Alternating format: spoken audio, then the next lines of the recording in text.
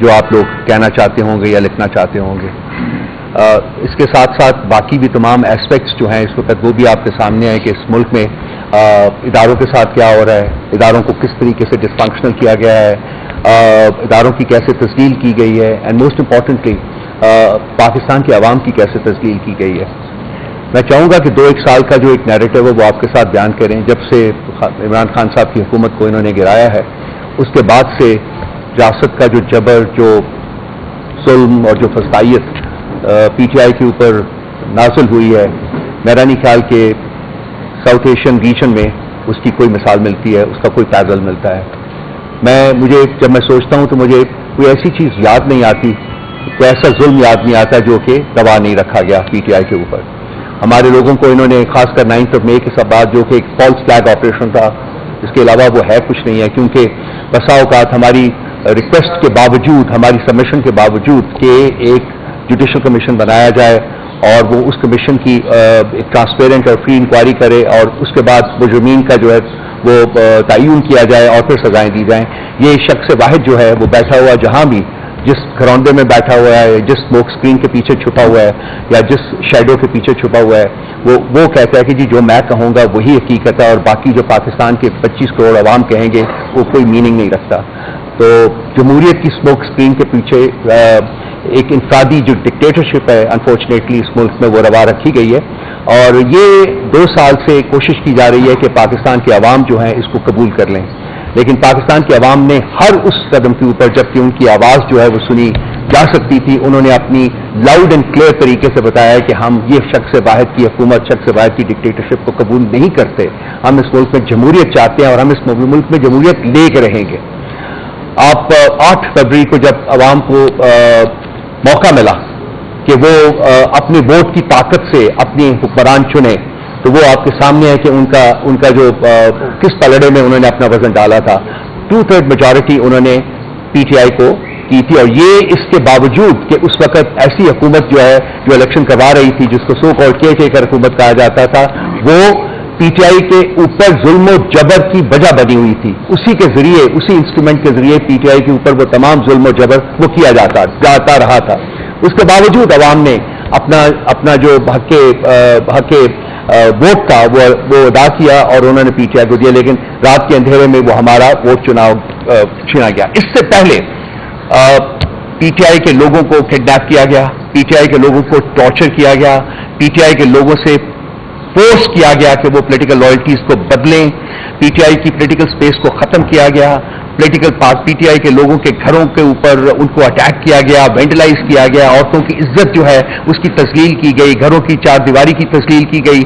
کوئی وہ ظلم نہیں تھا جو کہ روا نہیں رکھا گیا. اس کے باوجود جو ان کا بیسک آبجیکٹو تھا وہ یہ تھا کہ جی پارٹی کو ختم کرنا ہے، پی ٹی آئی کی لیڈرشپ کو ختم کرنا ہے.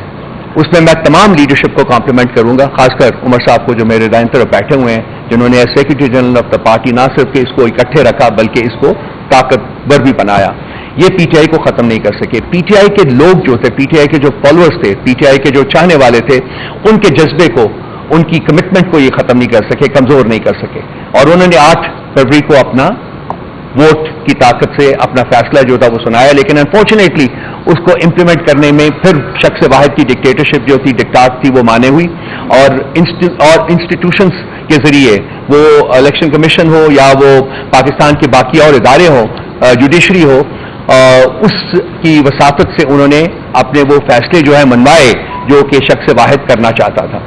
انفارچونیٹ بات ہے، لیکن یہ انہوں نے صرف پاکستان کے عوام کے ساتھ ہی یہ ظلم نہیں کیا، بلکہ ملک پاکستان، ریاست پاکستان کے ساتھ بھی ظلم کیا ہے. انہوں نے ہر وہ طریقہ روا رکھا ہے جس سے پاکستان کمزور ہو، جس سے پاکستان جو ہے وہ اپنی شائننگ پرنسپلز جو ہے اس کے مطابق آگے نہ بڑھ سکے. میرا خیال ہے کہ میرے ساتھ جو ہوا وہ بہت ہی ایک چھوٹا سا انسیڈنٹ ہے. میرے باقی جو ہمارے پارٹی کے جو لوگ ہیں وہ میرے ساتھ بیٹھے ہیں، میرے آنکھوں میں آنسو آ جائیں گے جب میں بیان کروں گا کہ ان کے ساتھ کیا کیا ہوا ہے، کس قانون کے تحت ہوا ہے، کس آئین کے تحت ہوا ہے، کون ہے کروانے والا. کیا کوئی پوچھے گا اس کو؟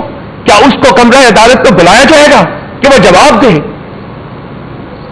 کہ اس پولیٹیکل پارٹی کے ساتھ جس کو 2/3 میجورٹی پاکستان کے عوام نے دی ہے، اس کے ساتھ یہ سلوک کیوں روا رکھا گیا ہے؟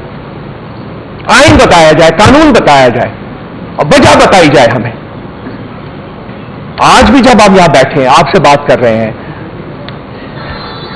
3 दिन पहले, 4 दिन पहले मैं एक टेलीविजन के दफ्तर में मैं गया था। उस दिन मेरा ख्याल है मालिक साहब के साथ मेरा, वहां से मैं बाहर निकला हूं, मैं अपनी गाड़ी की तरफ वॉक कर रहा था, तो मेरे पीछे ये 4 लोग थे।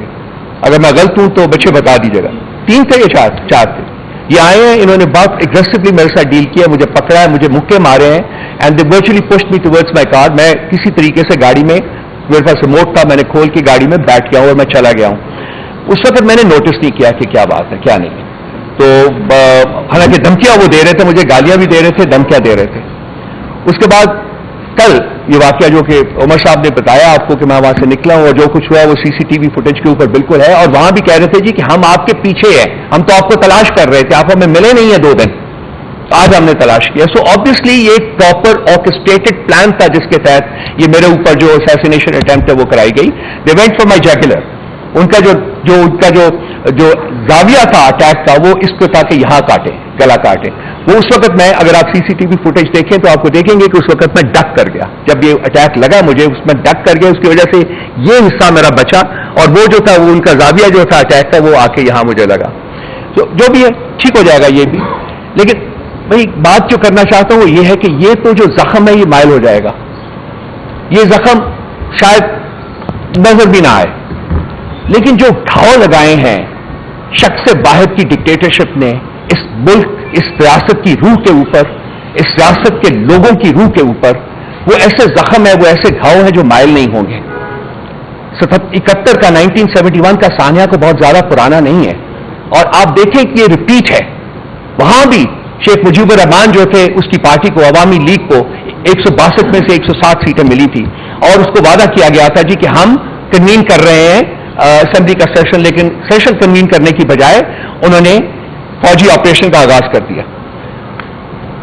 बिल्कुल एग्जैक्टली उन्हीं लाइंस के ऊपर अब ऑपरेट कर रहे हैं। सिर्फ यह है कि एक पार्टी ऐसी है जो इन्होंने खुद बनाई हुई है, जो इनकी जो गोद में जिन्होंने परवरिश पाई है, वो लोग, वो इनकी जो कहते हैं मांग जो होती है उसकी ताबे हैं, और वो उन्होंने उसकी, हमारी जो पार्टी जो कि जीती हुई थी उसकी जगह उन पार्टीज को इन्होंने हुकूमत में डाल दिया। लेकिन जो नैरेटिव है वो एक ही है कि मैं हूं, मैं इस मुल्क का मालिक हूं, मेरी डिक्टाट चलेगी, कोई और हिम्मत नहीं कर सकता कि मेरी डिक्टाट के बाद।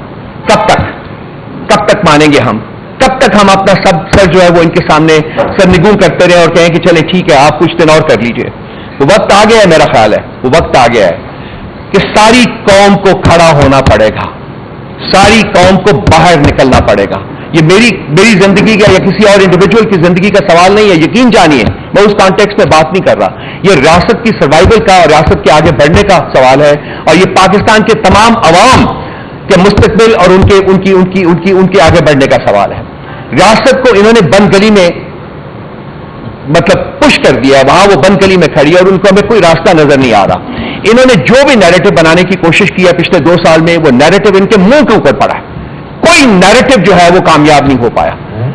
क्या क्या नहीं इन्होंने करने की कोशिश की, पॉलिटिकल पार्टी के साथ, हमारे साथ क्या नहीं करने की कोशिश की, तमाम नैरेटिव इनका जो है वो नाकाम हो चुका हुआ है। मैं ज्यादा देर नहीं आपका टाइम लूंगा। मैं बेसिकली मेरा जो बेसिक इंटेंशन है वो ये है कि जो साहिब इक़्तिदार लोग हैं जो इस वक्त यहाँ इंडिविजुअल की डिक्टाट, फर्द वाहिद की डिक्टाट को इंपोज कर रहे हैं और इंप्लीमेंट कर रहे हैं, मेरी उनसे ये कहे कि ये आप इस सारे चक्कर में नाकाम हो गए हैं, आपने बदनामी कमाई है। आज आप सोशल मीडिया के ऊपर जाइए कि आपके बारे में क्या कहा जा रहा है, वो पाकिस्तान के अवाम आपके बारे में क्या सोच रहे हैं, आप किस तरफ मुल्क को लेके जा रहे हैं, आप क्या चाहते हैं पाकिस्तान के